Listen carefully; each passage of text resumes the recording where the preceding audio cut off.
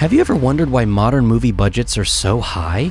It seems like every week an article will come out that says a film was a huge box office bomb. When you look at the numbers, it actually made over $200 million at the box office. That might sound like a huge success until you find out it cost over $350 million to make. Not a great plan. Why are films like Red 1 coming out with a budget of $250 million that don't even make their money back? That was so disturbing. And movies like The Brutalist have a budget of $10 million and are winning tons of awards. It's no secret that there's a problem with modern filmmaking, and more importantly, a problem in Hollywood today. Movies are getting more and more expensive, and yet they're earning less and less money at the box office. On top of that, the films they're throwing so much money at are getting increasingly worse. Not even all the Marvel superhero movies are breaking even when they used to bring in a huge amount of revenue. Every single year, Hollywood takes a huge loss, and yet the movies that are coming out are just as expensive as the previous one. So why is this happening, and why are these budgets so out of control? And more importantly, what can Hollywood do to save an industry that is slowly going under? Let's dive in. Once upon a time, Hollywood relied on big-name actors to sell tickets. But today, people care more about the movie itself than the stars and actors that are in it. Yet, despite this fact, actors are still demanding massive paychecks. Take Dwayne "The Rock" Johnson. He was reportedly paid $50 million for Red 1, a goofy film about Santa and Christmas that was released in November of last year that didn't make its money back. In fact, if you add up the production costs of Mad Max, Paranormal Activity, Napoleon Dynamite, Little Miss Sunshine, The Blair Witch Project, Rocky, My Big Fat Greek Wedding, Halloween, and 2025's Best Picture winner Anora, it adds up to less than half of what Dwayne Johnson was paid for Red 1. And believe it or not, this is not the most money a studio has paid for an actor for a single role. Johnny Depp, Adam Sandler, Harrison Ford, Tom Cruise, and many others have been paid even more for a single role in a film. We still need actors in films, and we still need good actors, but these names no longer draw the audience that they used to. Hollywood needs to stop thinking that if they can just get this one actor in a film, that it'll be fixed. We would all go see Jumanji even if The Rock wasn't attached to it. Movies like James Bond, Transformers, Mad Max were all financial successes even without the original actors. People went to the theater to see the story and the characters, not just some actor. Martin Scorsese paid Al Pacino and Robert De Niro $20 million each for their role in The Irishman, which went straight to Netflix. The film had a budget of $225 million and made less than $1 million in theaters. The bottom line, studios need to stop overpaying actors when audiences clearly don't care about big names as much as they used to. And if all studios did this, these actors would not demand such a high price tag. And speaking of high price tags, this leads right into the next money pit, and that is massive CGI costs.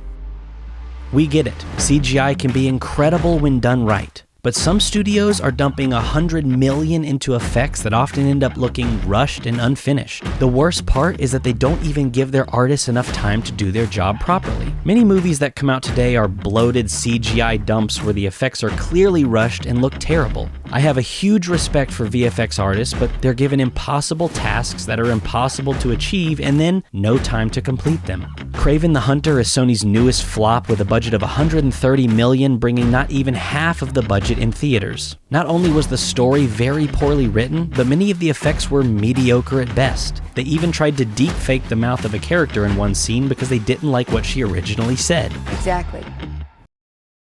Look at what you became.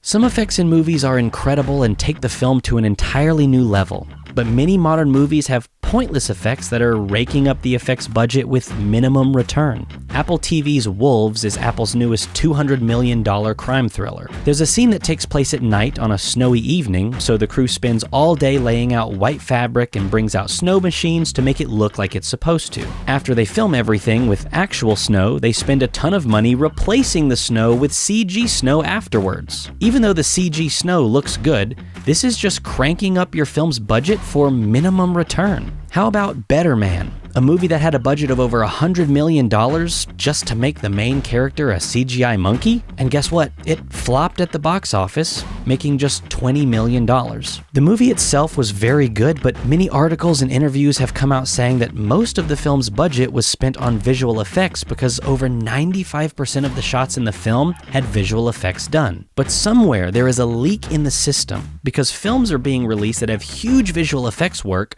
with a small budget. Godzilla Minus One shows us that on a small budget of only $15 million, they could have a better looking monster than the $200 million Godzilla vs. Kong. Instead of over-relying on CGI, filmmakers should take a look at Mad Max Fury Road and The Dark Knight, which used practical effects combined with CGI, and they looked so much better. We really flipped that truck. A lot of guys would have not flipped that truck. They would have done that in a visual effect. This is why Oppenheimer only had a $100 million production budget and grossed over $1 billion. Because Christopher Nolan knows how important practical effects are in the art of filmmaking.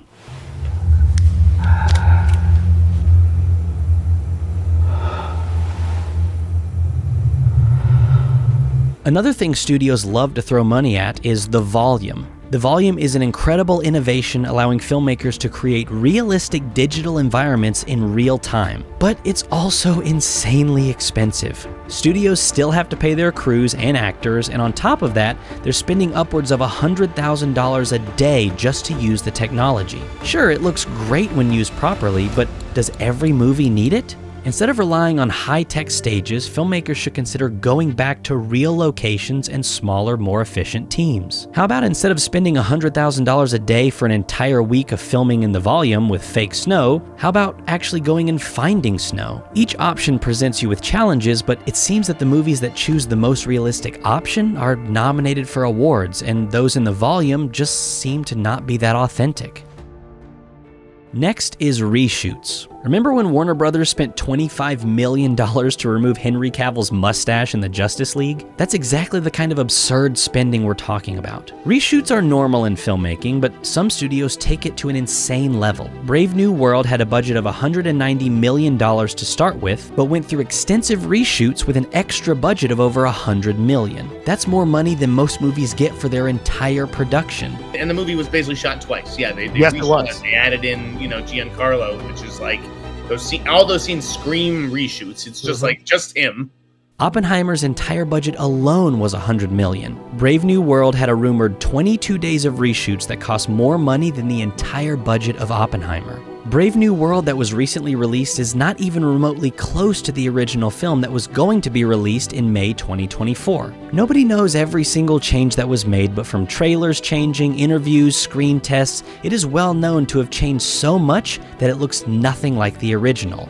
And when you watch it, you can really feel it. When studios don't get it right the first time, they waste time and money trying to fix their mistakes. Movies like Solo: A Star Wars Story, Justice League, Suicide Squad, Fantastic Four, Alien 3, New Mutants, and Terminator Genesis suffered from endless studio meddling and reshoots, and the final product was a mess. There are some exceptions to this rule like Back to the Future and Jaws, but in reality, studios are spending so much money on reshoots that it's pushing their budget into territories that can't be recovered. After you've spent all your budget on actors, visual effects, and reshoots, then there is marketing. The problem is, modern marketing budgets are nearly as high as the movie's production costs. Barbie had a budget of $145 million and a marketing budget of over $150 million. I think you have that the wrong way around. It's most common, though, for a movie to have a marketing budget of half the production cost. So if a movie costs $200 million to make, it's almost guaranteed the studios will spend another $100 million on marketing. That's why if the film makes $300 million at the box office, it's still considered a failure. Studios need to stop throwing so much money at a problem and look for creative ways to market, especially in the social media era that we live in today. The Blair Witch Project had the most famous marketing of any film with a $60,000 marketing campaign that ended up making $248 million. The Blair Witch Project featured fake police reports and interviews, all indicating that the events depicted in the upcoming horror film were genuine. The Dark Knight had an intricate puzzle that fans were eager to solve with various websites, online and real-world scavenger hunts, and even recruitment opportunities for the Joker's gang. Chronicle had a marketing team that took remote-controlled airplanes and had them look like humans. They would fly them around New York City so everyone would see them, take pictures and videos, and make national news. Or even just the idea of the unknown. With Cloverfield, they released the trailer of a shaky cam monster scene with nothing more than a release date at the end. Not even the title of the movie was seen. Over time, smaller details would trickle out, and eventually there was a phone number that you could call and you would just hear the sounds of the monster. It had a budget of $25 million and made $172 million at the theater. Instead of spending $100 million on Facebook ads, imagine if studios took more creative approaches like this instead of just throwing money at a problem. Thank you for saying that. So you might be thinking, how does Hollywood go about actually fixing their budget problems? First, take risks on smaller actors and stop throwing huge salaries at big names that we don't care about anymore. Remember when Keanu Reeves wasn't a megastar? He was only paid $1 million for his role as John Wick, and that was considered risky. Now he's a huge box office name. Or when Robert Downey Jr. was considered a gamble for Iron Man. If you can believe it, they only paid him $500,000 for his role in Iron Man because he was a no-name actor who had a problem with addiction. Daisy Ridley in Star Wars had never been in a feature film until that opportunity, and Adam Driver wasn't even a household name before being cast as Kylo Ren. Nobody in The Lord of the Rings were big-name megastars when cast in one of the greatest trilogies of all time. These studios took a risk on no-name actors, and it paid off. Studios need to stop bloating their budget with CGI. Movies like The Dark Knight, Mad Max Fury Road, and Oppenheimer used mostly practical effects and they looked amazing. Stop wasting money on CGI that ages poorly, or wasting money on doing something practically and then replacing it with CG later. Viewers can tell the difference between practical and fake. And in a world consumed by AI, it's a breath of fresh air to see things done in a practical way. Stop the reshoots and get better scripts and plan ahead. Christopher Nolan, Denis Villeneuve, and countless others managed to get their films right the first time before they even start shooting the first scene. So why can't everyone else? Have lean and efficient crews. Instead of hiring massive teams for digital productions, take smaller teams into real environments. The Revenant was shot in real locations with natural lighting and a leaner crew, and it looked stunning. And on top of that, it finally won Leo his first Oscar. And finally, spend less on traditional advertising and more in viral marketing. We live in a world of word of mouth and viral videos. Countless movies and studios have had major success in viral marketing campaigns, and instead of spending $150 million so that your project can pop up at the top of IMDb. Marketing is important, but with big budgeted movies making less and less at the box office, it's no longer working. In the end, some say Hollywood is too far gone and will never learn their lesson. And nobody knows how much money Hollywood has to lose before it changes its ways, but personally, I don't think it has much more losses left in it. Well, what do you know? It's as simple as this. Hollywood must stop wasting money. If they don't, audiences will keep walking away from overpriced and underwhelming movies. It's time to get smarter about filmmaking. We love movies and we live for movies. They have been a staple in our culture since the beginning, and we don't want them to go away. But the trajectory has already begun, and if something doesn't change, we might not have any more Hollywood, which in the end might not be a bad thing.